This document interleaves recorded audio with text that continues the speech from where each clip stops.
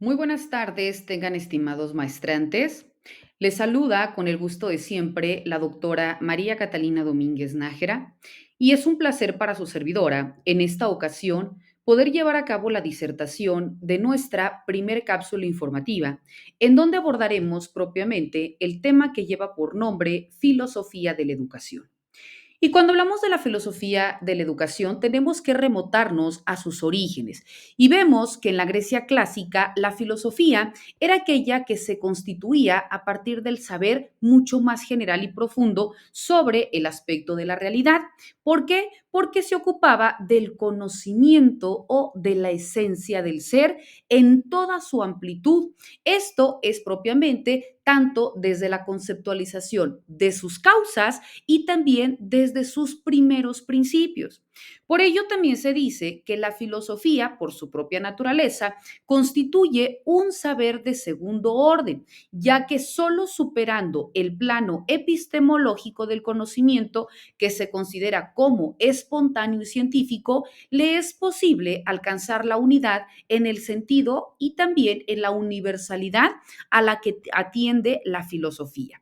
Vemos pues que una vez analizado esto, la filosofía de la educación vamos a poder definirla como la aproximación al mundo de los fenómenos educativos desde una perspectiva filosófica.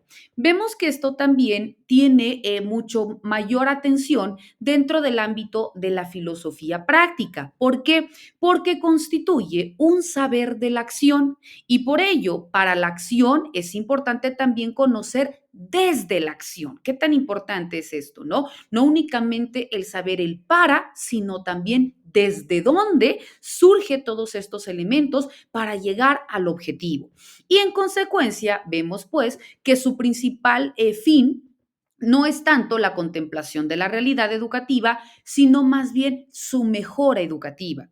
Por ello, la filosofía de la educación no siempre es valorada adecuadamente por parte de los filósofos. Algunos consideran que la filosofía es tomada en cuenta como de segunda clase porque se trata de una de las ramas de la filosofía que toma otra actividad humana como objeto de estudio.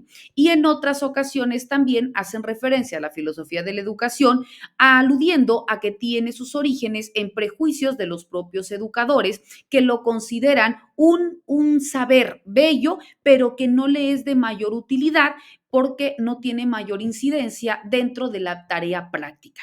Cuando nosotros también estamos hablando de la filosofía de la educación, es importante retomarla como una disciplina académica.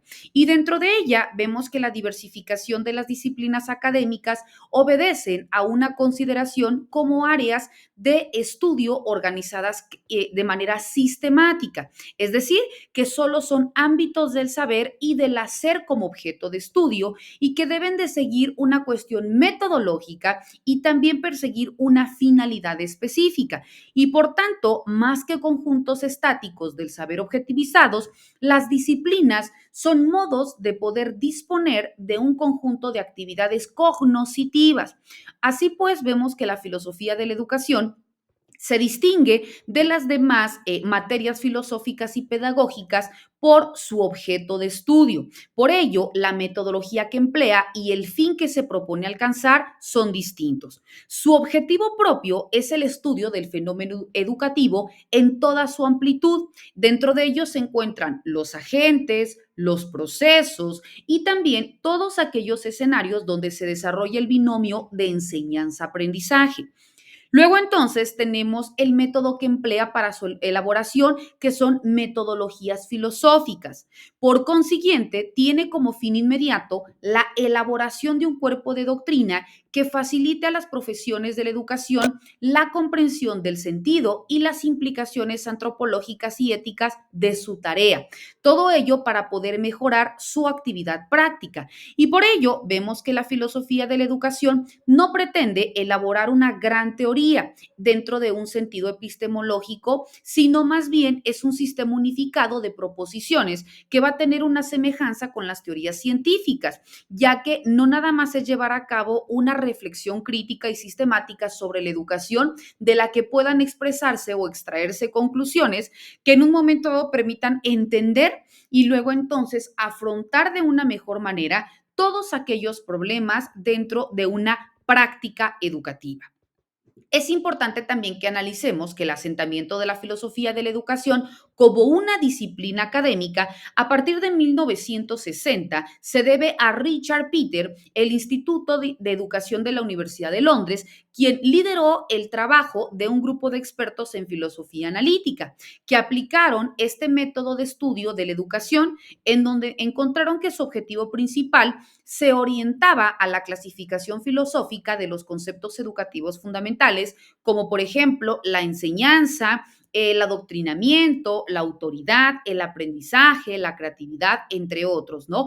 Hasta que dentro de ese momento habían recibido poca atención por parte de los filósofos. Más adelante, Peters definió la filosofía de la educación como una familia de investigaciones unidas entre sí por un carácter filosófico y su relevancia en cuestiones educativas. Señaló también que debía tomar un punto de partida los problemas de la educación y que luego entonces había que construirse un diálogo fecundo con la ética, la filosofía social y la teoría del conocimiento, entre otros saberes, que luego entonces tuvieran una estrecha relación para perseguir un mismo objetivo.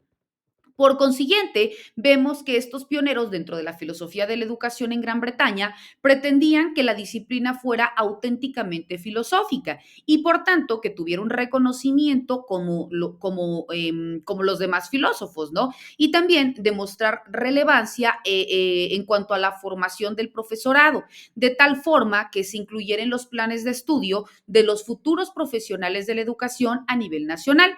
Aunque en gran parte se lograron estas metas, vemos que la filosofía analítica de la educación pues resultó excesivamente técnica y no contaba con una antropología definida sobre la cual pudiera obtener un soporte o un sustento y que luego entonces también fuera un foco de estudio y un eje medular para poder comprender a la educación de manera amplia. Vemos, apreciables maestrantes, que estos y otros temas son los que vamos a continuar disertando en nuestras subsecuentes cápsulas informativas, así como también de manera muy puntual en nuestras sesiones virtuales, quedando como siempre a sus apreciables órdenes ante cualquier duda o comentario. Les deseo el mayor de los éxitos. Hasta luego.